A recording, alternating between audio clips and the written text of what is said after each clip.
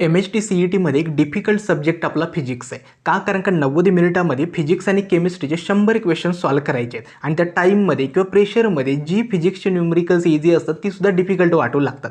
आणि त्यामुळेच मी आजचा जो व्हिडिओ आहे त्याच्यामध्ये मी फिजिक्सचा एक फ्री क्रॅश कोर्स लॉन्च करतो आहे. पहिली गोष्ट, क्रॅश कोर्स कम्प्लिटली फ्री असणार आहे. दुसरं महत्त्वाचं म्हणजे हा क्रॅश कोर्स यूट्यूबवरतीच व्हिडिओ अपलोड होणार आहेत. ठीक आहे. मग आता या क्रॅश कोर्सबद्दल थोडक्यात माहिती सांगतो. एक म्हणजे आता भरपूर मुलं असे आहेत त्यांनी ऑनलाईन ऑफलाईन क्रॅश कोर्स लावले ज्यांच्याकडे एक्सपिरियन्स टीचर्स आहेत. मग अशा परिस्थितीत मी जे व्हिडिओज अपलोड करतोय फिजिक्ससाठी ते तुम्ही का बघितले पाहिजेत. थोडक्यात मी माझ्याबद्दल माहिती सांगतो की अकॅडमिक बॅकग्राऊंड. आता माझं जर बघाल तर CETला 99.07 इतके पर्सेंटेज होते. बोर्ड एक्झामला 94% होते आणि PICT कॉलेजमधून गेल्या वर्षीच पासआउट झालेलो आहे. ठीक आहे. आता तुमच्याकडे जे एक्सपिरियन्स टीचर्स आहेत ते सुद्धा सगळे चांगले शिकवतात. परंतु मी माझ्या क्रॅश कोर्समध्ये मी 2 गोष्टी ठेवल्या आहेत. प्रत्येक फिजिक्सचा चॅप्टर मी 2 पार्ट्समध्ये डिवाईड केला आहे. एक म्हणजे त्या चॅप्टरची कंप्लीट पहिल्यांदा थेरॉटिकल कन्सेप्ट तुम्हाला समजावून सांगणं, सगळे फॉर्म्युलाज तुम्हाला एक्सप्लेन करणं, जे फॉर्म्युलाजवरती न्यूमरिकल्स अगेन अँड अगेन विचारायचं ते जास्त करून तुम्हाला एक्सप्लेन करणं, हे होतं थेरॉटिकल कन्सेप्ट करणारा पार्ट पहिला व्हिडिओ. आणि दुसरा व्हिडिओ असेल ना जास्तीत जास्त न्यूमरिकल्स तुमच्याकडून सॉल्व्ह करणं. लक्षात ठेवा, हे जर 2 व्हिडिओ जर तुम्ही व्यवस्थित बघितले तर तुम्हाला फिजिक्समधला जो प्रत्येक चॅप्टर आहे त्याच्यामधला कुठलाही क्वेश्चन तुम्ही आरामात सॉल्व्ह करू शकाल. ठीक आहे. आणि न्यूमरिकल सिरीजचा जो व्हिडिओ असेल ना याच्यामध्ये मी शक्य काय केले, जास्तीत जास्त लास्ट 3 इयर्सचे PYQs इन्क्लूड केलेत. आणि PYQs असे इन्क्लूड केलेत की त्याच्यावरती प्रत्येक कन्सेप्टवरती ज्यावेळी CETने क्वेश्चन विचारले त्या सगळ्या कन्सेप्ट मी त्या न्यूमरिकल्समध्ये इन्क्लूड केलेत.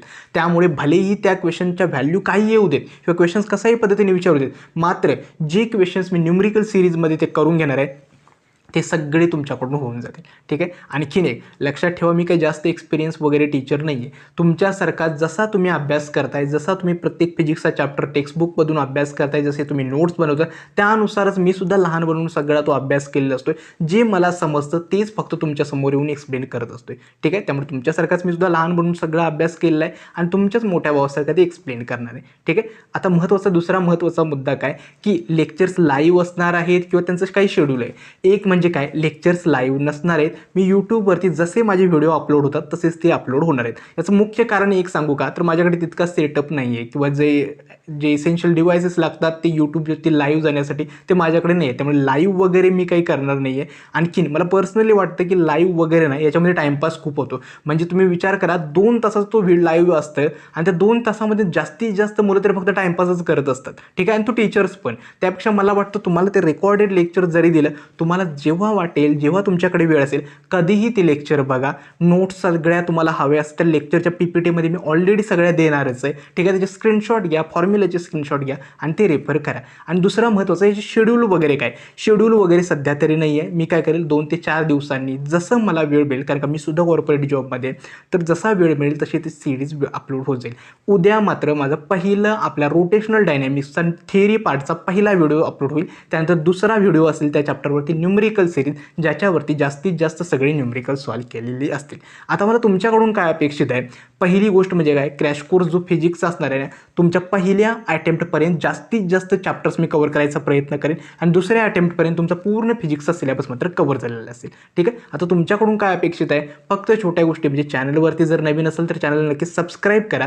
आणि डिस्क्रिप्शन बॉक्समध्ये मी काय केले, आपले व्हॉट्सॲप ग्रुपचं असेल किंवा मी आमच्या ॲपची लिंक असेल, आणखीन आपल्या इन्स्टाची पेज आहे त्याची सुद्धा लिंक आहे, याला नक्की जॉईन व्हा. कारण का जर तुम्हाला काही डाऊट्स असतील तर तुम्ही डायरेक्टली माझ्याशी कनेक्ट करू शकता.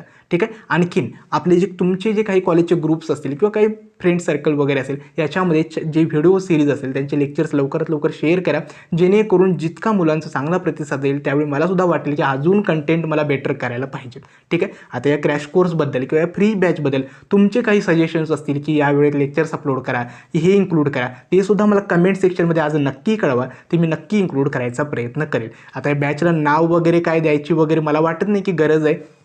ठीक आहे. कंप्लिटली फ्री बॅच असणार आहे आणि फिजिक्सचा क्रॅश कोर्स असणार आहे. नाव वगैरे या गोष्टीत वेळ वाया घालवणार नाही.